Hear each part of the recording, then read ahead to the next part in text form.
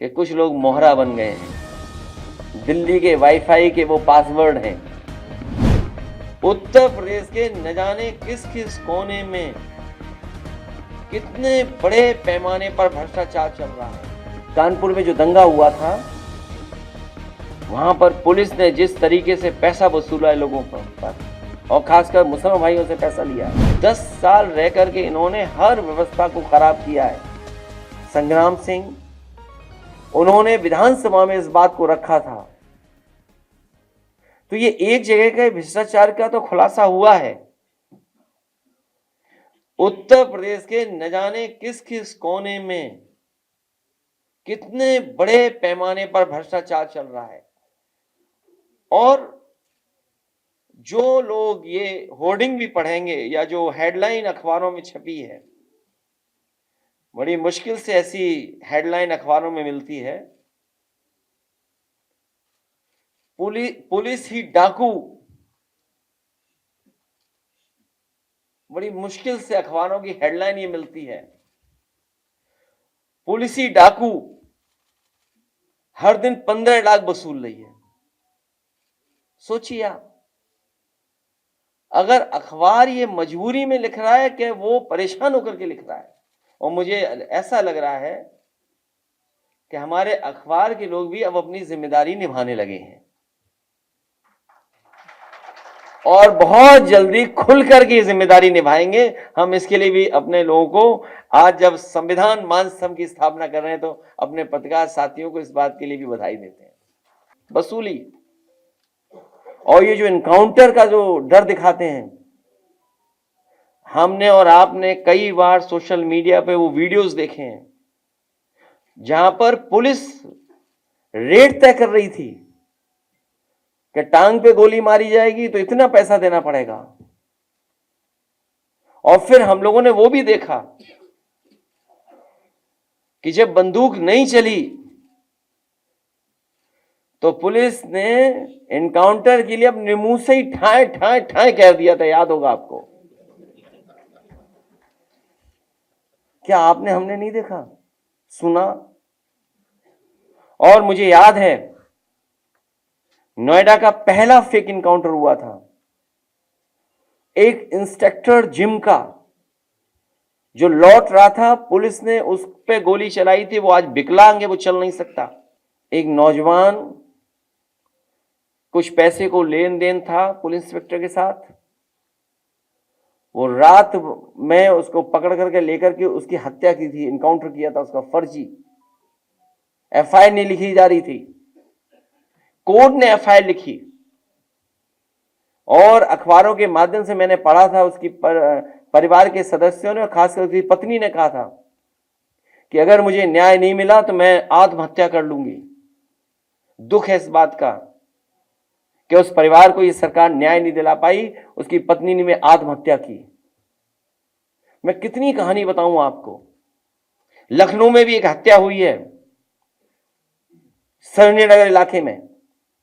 कौन बचा रहा है, सोचो आप।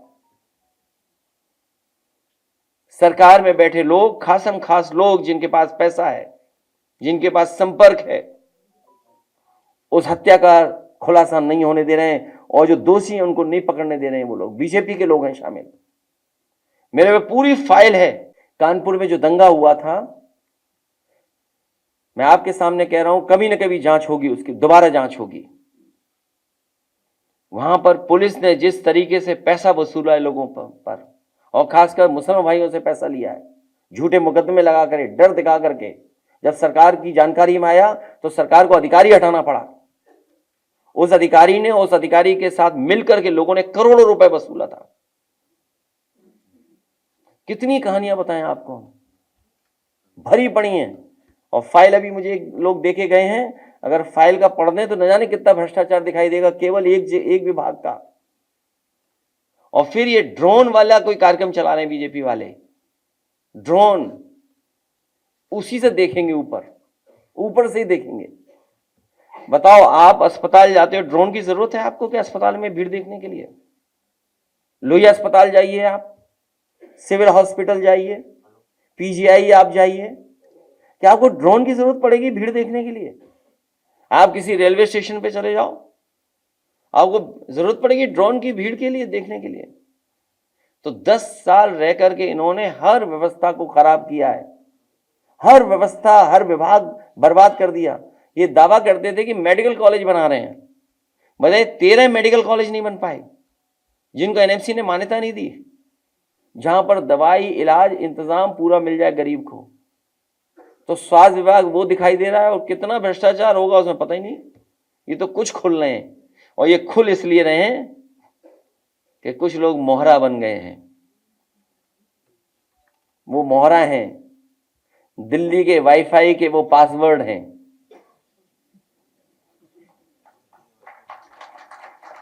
ये नई तरह की टेक्नोलॉजी, तो टेक्नोलॉजी के हिसाब से बोलना पड़ रहा है। आप समझ गए हो कौन मोहरा है? सुनने में आया कि मौर्य जी मोहरा हैं,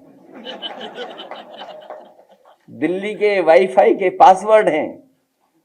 अगर दिल्ली वाले किसी से मिलते हैं तो लखनऊ वाले भी मिल रहे हैं किसी से। तो बताओ सरकार चलेगी ऐसे? क्या सरकार चलेगी बताओ? और जिन्होंने बिगाड़ा है सब कुछ, क्या वो लोग ठीक करेंगे? और सबसे गंभीर सवाल मैं आपके सामने रखता हूं। मुझे याद है कि इस प्रदेश के गवर्नर थे, हमें चिट्ठी लिखते थे और अखबार में सरकार को, समाजवादियों को बदनाम करने के लिए जातिवादी का आरोप लगाते थे। बताओ कोई है कहीं कोई जो गिनती करे कौन कहां बैठा है? बताओ मुख्यमंत्री जी कौन है, मुख्य सचिव कौन है, प्रमुख सचिव कौन है गृह, और विभाग में कौन कौन कहां बैठा है? सोचिए आप भी तो थे, कभी कभी उठाते थे सवाल जातिवाद का। तो आप विचार करिए, गंभीर सवाल है। तो यूपी ऐसे नहीं चलेगा। यूपी की जनता को इन्होंने धोखा दिया है, यूपी की जनता का इन्होंने सब कुछ बर्बाद कर दिया। हम हैं देश के दिल, उत्तर प्रदेश की धड़कन, उत्तर प्रदेश टाइम्स।